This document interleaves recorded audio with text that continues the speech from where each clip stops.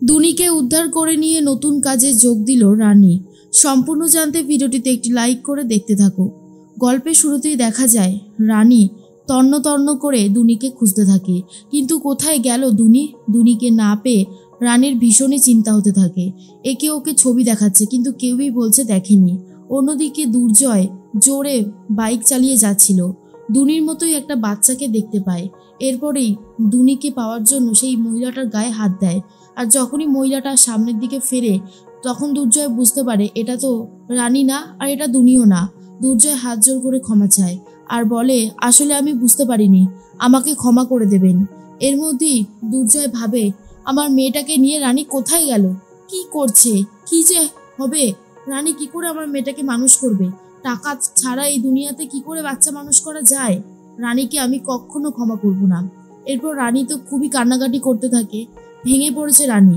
আশেপাশের লোকজনকে জিজ্ঞেস করতে করতে ক্লান্ত হয়ে পড়েছে। একজন বউ নেমে এসে বলে রিক্সা থেকে, কি হয়েছে তোমার, তুমি এইভাবে কাঁদছো কেন? তখন সেই রানী বলে, আমার মেয়ে খুবই ছোট, আমি ওকে নিয়ে আজই এই গ্রামে এসেছি কাজের খোঁজে, আর একজন মাছওয়ালি আমার সাথে ছিল, আমি তাকে কোলে দিয়েছিলাম আমার মেয়েকে, এখন আর খুঁজে পাচ্ছি না। তখনই সেই মহিলাটা বলে, তাহলে কি তোমার মেয়েকে নিয়ে সে পালিয়ে গেছে? সর্বনাশ, দিনে দুপুরে এভাবে বাচ্চা কিডন্যাপ করছে। রানী বলে, আমি কি করব কিচ্ছু বুঝতে পারছি না। এদিকে মাছওয়ালি গুন্ডাগুলোকে বলে, নে নে নে তাড়াতাড়ি চল, আরে বাবা আমার গ্রাম পর্যন্ত আসতে হলো, ভালো লাগছে না, তাড়াতাড়ি চল, সর্বনাশ হয়ে যাবে, ধরা পড়লে না একটা মারও আর বাইরে পড়বে না, ওই মেয়েকে বিশ্বাস নেই, তাড়াতাড়ি চল। এরপরে গুন্ডাগুলো নিয়ে পালাচ্ছিল। ঠিক সেই মুহূর্তেই তখনই একজন স্কুল বাচ্চা এসে রানীকে খবর দেয় আর বলে, আন্টি তুমি একজন বেবিকে খুঁজছো? আমি দেখলাম তো তিনজন ওই বেবিটাকে নিয়ে পালাচ্ছিল। রানী বুঝতে পেরে যায় কার কথা বলেছে, দুনির কথাই বলেছে। রানী দুনিকে উদ্ধার করার জন্য সেই গুন্ডাগুলোর সামনে চলে যায় আর বলে, আমার মেয়েকে নিয়ে পালাচ্ছ, তোমাকে আমি ভরসা করেছিলাম, বিশ্বাস করেছিলাম, অমানুষ তোমরা, জানো তো, দাও আমার মেয়েকে আমার কোলে দাও। গুন্ডাগুলো দেবে না বলে ঠিক করেছে। রানী তো ক্যারাটে জানেন, তারা তো আর সেটা জানে না। এরপর পালাতে যাওয়ার সময় দুজন গুন্ডাকে রানী বেধড়ক মারতে থাকে। এদিকে দুর্জয় চলে গেছে নার্সিংহোমে, সেখানে গিয়ে আবারও সমস্ত জিনিস ভাঙচুর করে।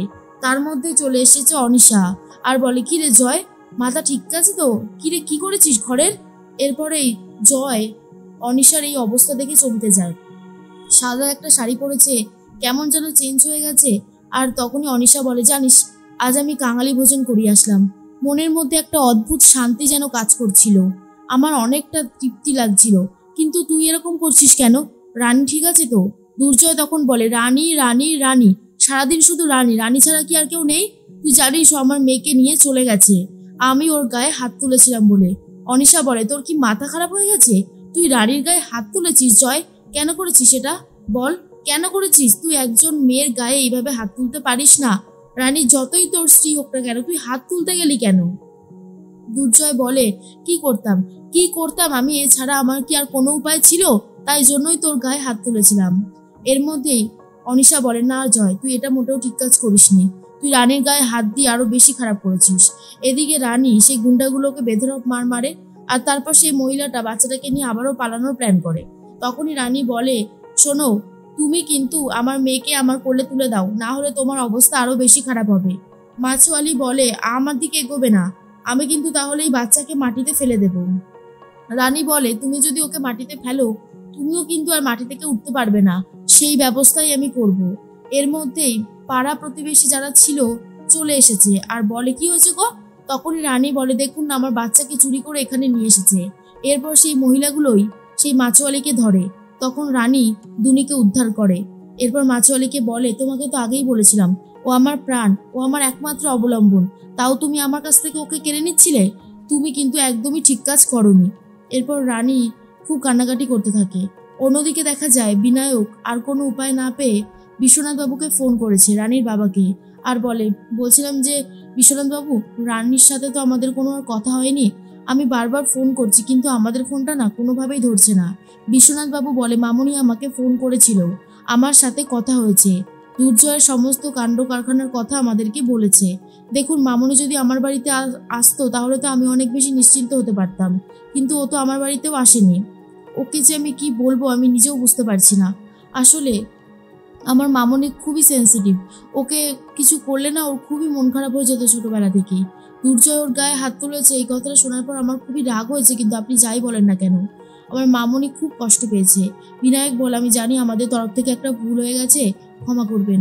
আমরাও দেখছি রানীকে কি করে ফেরত পাওয়া যায়, চারিদিকে খোঁজাখুঁজি করছে। আমার আমার আরেক ছেলে, বলতে পারে আমার দাদার ছেলে রিতম আর দেবু, ওরা গিয়েছে খুঁজতে।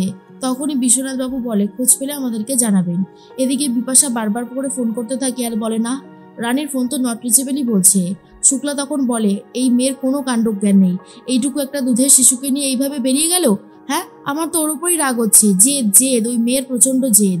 এখন ওর কাছে সবাই মিলে হাত জোর করে ক্ষমা চাইলে তখন ওর জেদ একেবারে সরে যাবে, কিন্তু এইভাবে আমাদের কাছ থেকে আমাদের বাড়ির মেয়েকে নিয়ে গিয়ে মোটেও ঠিক কাজ করেনি। তখনই বিনায়ক বলে, শুক্লা তুমি চুপ করো, চুপ করো, এই সমস্ত কথা আর বলো না, শুনতে একদমই ভালো লাগছে না।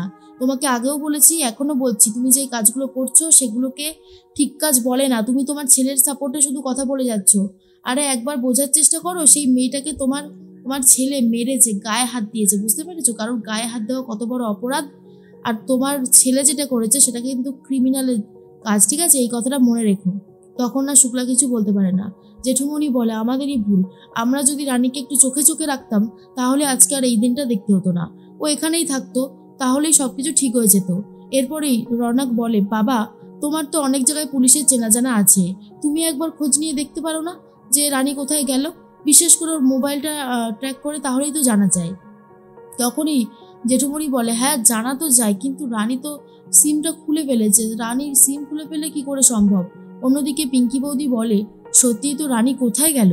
রানী ওইটুকু বাচ্চাকে নিয়ে গিয়ে কি খাওয়াবে, আর নিজেই বা কি খাবে?